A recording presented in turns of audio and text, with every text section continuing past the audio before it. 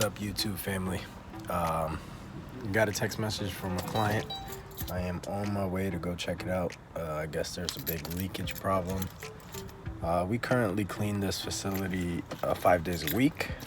We do general janitorial. So I'm coming to check it out, see what's going on with the leak, and see if we can solve the problem. All right, come on, let's go check it out. All right, guys, so we had an emergency leak, as you can see right up top there.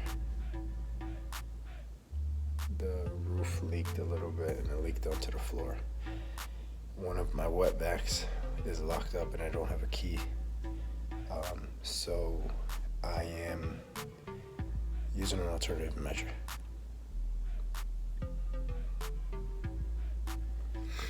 As you guys may or may not know, best way to accumulate water from a carpet would be using paper and just letting it all absorb.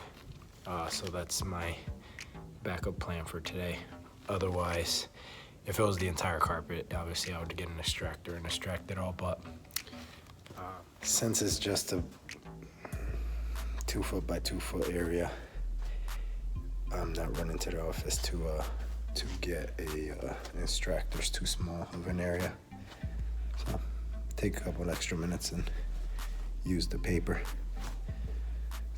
What do you have to do?